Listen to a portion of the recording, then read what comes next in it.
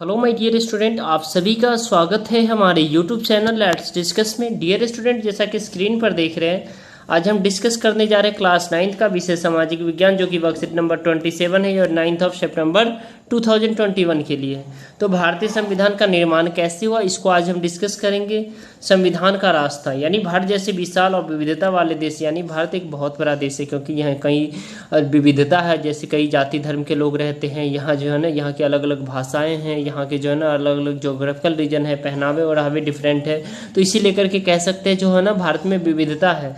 तो विविधता वाले देश के लिए अब संविधान का निर्माण करना कोई आसान काम नहीं है, जबकि इसी दौरान भारतीय और पाकिस्तान का बंटवारा भी दिल दहला देने वाला अनुभव था।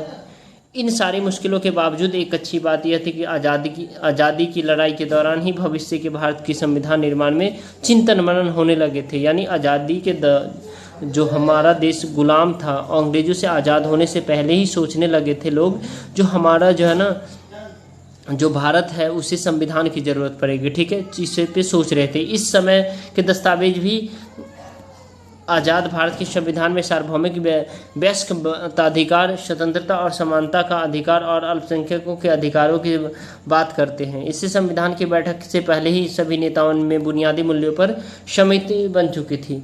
ठीक है, इसका डियर स्टूडेंट, कोई भी हमारे देश कई नेता फ्रांसीसी क्रांति के मूल्य, ब्रिटेन के संसदीय लोकतंत्र और अमेरिका के अधिकारों की सूची तथा रूस की समाजवादी क्रांति के प्रभावित थे, जिसने भारतीय को सामाजिक और आर्थिक समता स्थापित करने के लिए प्रेरित किया था। ऐसी सभी बातें ने भारत के लिए उपयुक्त संविधान निर्माण में मदद की थी। ठीक है, अब नेक्स्ट देखेंगे डियर स्टूडेंट, संविधान सभा का निर्माण कैसे हुआ। तो भारत में चुने हुए जनप्रतिनिधियों कि जिस भाषा सभा ने संविधान नाम के विशाल दस्तावेज को लिखने का काम किया, उसे हम संविधान सभा कहते हैं। संविधान सभा में 299 सदस्य थे। इस सभा ने 26 नवंबर 1949 को अपने कार्य पूरा किया। यानी सब पूछा जाएगा संविधान सभा में कितने सदस्य थे, तो 299 था। ठीक है, और 26 जनवरी 1950 को इस संविधान को लागू कर दिया गया और हमारा संविधान जो बन के तैयार हो गया 26 नवंबर 1949 को। ये क्वेश्चन पूछा जाता है, आपको याद रखना है, जिसे हम हर साल गणतंत्र दिवस के रूप में मनाते हैं। नेक्स्ट है डियर स्टूडेंट, संविधान सभा को स्वीकार करना।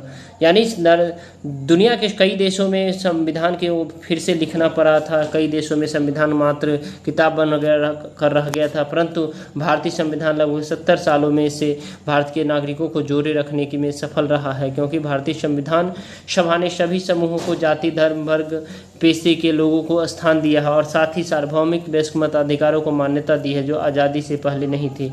सभा की प्रारूप समिति के प्रमुख डॉक्टर B.R. अम्बेडकर जी के समक्ष संविधान की प्रत्येक धारा कई बार चर्चा की गई और जरूरी संशोधन पर विचार किया गया। संविधान में समयानुसार कई संशोधन हुए, लेकिन इसकी आत्मा हमेशा बनी रही है। ठीक है, अब इसमें देखेंगे डियर स्टूडेंट्स, जो क्वेश्चन नंबर बेहद ही आसान से 6 प्रश्न है, इस सभी का एक एक करके आंसर देखेंगे।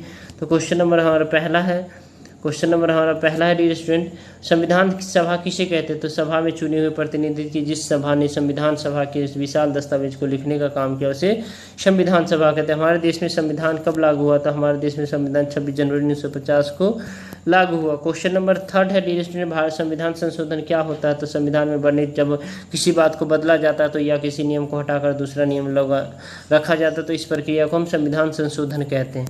क्वेश्चन नंबर हमारा 4 है डियर स्टूडेंट, भारतीय संविधान की प्रारूप समिति के अध्यक्ष प्रमुख कौन थे। तो भारतीय संविधान की प्रारूप समिति के जो प्रमुख थे डॉक्टर B.R. अम्बेडकर थे। ये आपके एग्जाम में पूछा जाएगा, ये VVI है, तो इसीलिए आप इसे याद रखें। ठीक है, अब नेक्स्ट है डियर स्टूडेंट, सार्वभौमिक वयस्कताधिकार से आप क्या समझते हैं। सार्वभौमिक वयस्कताधिकार का मतलब होता है कि लोकतांत्रिक प्रक्रिया में मतदान का अधिकार उस राष्ट्र के सभी ऐसे व्यक्तियों को है जहां वह निवास करते हैं और उसकी जाति धर्म लिंग और संप्रदाय के आधार पर किसी भी तरह का भेदभाव न हो, और 18 वर्ष के ऊपर, ठीक है, 18 वर्ष के ऊपर सभी लोगों को सार्वभौमिक वयस्कताधिकार यानी वोट देने का अधिकार है।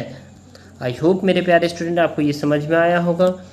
क्वेश्चन नंबर लास्ट में देखते हैं, आपके अनुसार स्वतंत्रता के बाद संविधान बनाने में क्या कठिनाई है। तो स्वतंत्रता के बाद हमारे देश में संविधान भारत में जो विविधता का देश है, सभी लोगों के लिए, जिसमें कि सभी धर्म जाति वर्ग संप्रदाय के लोगों के लिए यही सारी समस्याएं थी डियर स्टूडेंट।